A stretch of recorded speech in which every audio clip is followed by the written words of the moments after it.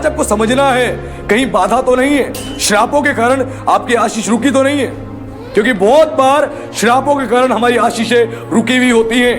इस बात को हमें समझना है, श्रापों के कारण ही हमारी आशीष रुकी हुई होती है। और एक कारण और था जिसके कारण आज लोगों पर श्राप आते हैं, कर्ष आते हैं, श्राप आते हैं, जिसके लिए यिर्मयाह को परमेश्वर ने बताया, जकरिया को बताया। जकरिया को एक ऐसा दर्शन दिखाया उड़ते हुए पत्र का, जिसमें परमेश्वर ने उसको कुछ ऐसी बात बताई जो जानना बहुत जरूरी है, जिसके कारण हमारे ऊपर श्राप आते हैं। पढ़े उसके 5 के 1 से लेकर 4 तक। मैंने फिर आंखें उठाई तो क्या देखा कि एक लिखा हुआ पत्र उड़ रहा है। दूत ने मुझसे पूछा, तुझे क्या दिखाई पड़ता है?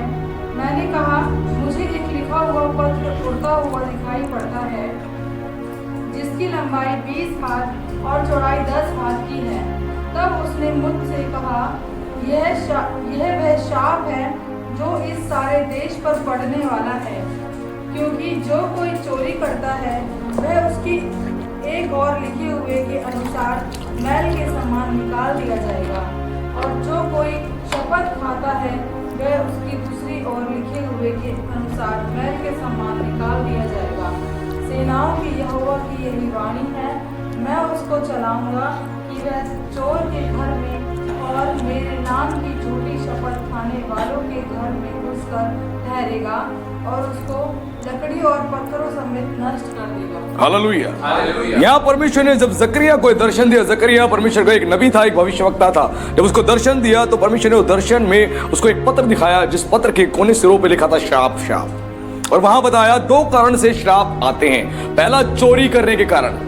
जब आप चोरी करते हो, चोरी करने के कारण भी श्राप आते हैं, चोरी करने के कारण। और चोरी करने के कारण जब श्राप आते हैं तो मनुष्य परेशान हो जाता है, दुखी हो जाता है। और ये चीज बताई कि चाहे आप एक पेन की चोरी कर रहे हो, बहुत लोगों को लगता है चोरी का दिमाग में क्या तात्पर्य बना रखा है, शैतान ने लोगों को भरमा रखा है, डाइल्यूट कर रखा है। उनको लगता है चोरी का मतलब होता है किसी के घर में डकैती मारना।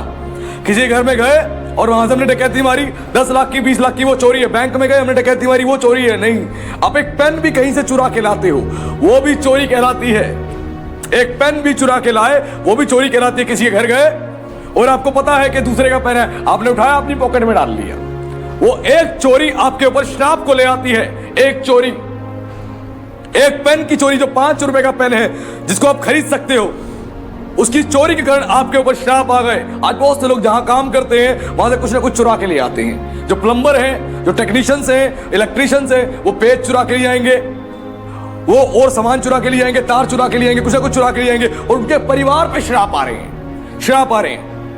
अपने ऑफिस से कुछ ना कुछ एक एक सामान उठा के ले जाएंगे चोरी करके, बिना बॉस को पता है, और जिसके कारण उनके ऊपर श्राप आते हैं, श्राप आते हैं। और ये श्राप बताएगा, चोरी करने वाले के ऊपर भी श्राप पड़ते हैं, और उनको लगता है क्यों हम ब्लेस नहीं हो पा रहे, क्यों हम आशीषित नहीं हो पा रहे। ये कारण है क्योंकि आप चोरी कर रहे हो।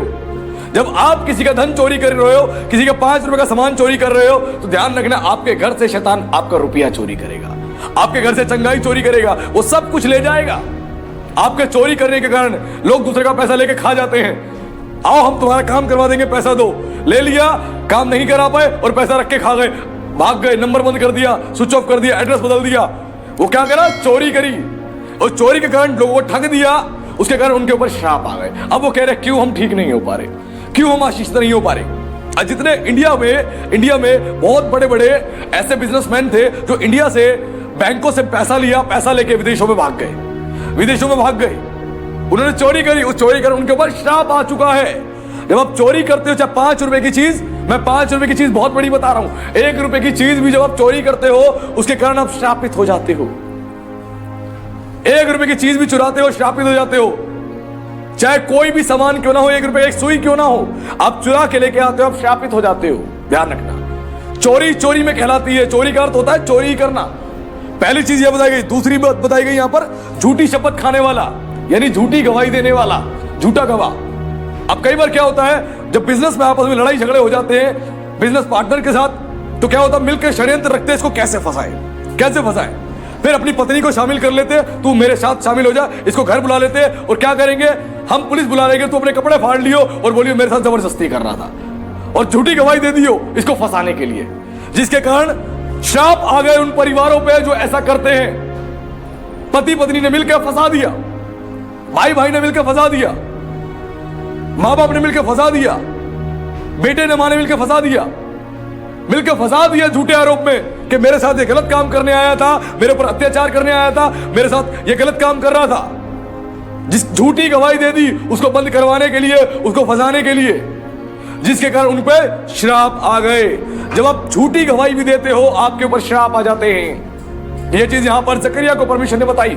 झूठी गवाही देने के कारण भी श्राप आते हैं। आज अगर आप झूठे गवाह बन रहे हो, मैंने लास्ट टाइम जो प्रचार किया था कि परमेश्वर किन बातों सबसे ज्यादा घृणा करता है, उसमें यह बात भी बताई गई थी, झूठी गवाही देने वाला परमेश्वर सबसे ज्यादा नफरत करता है।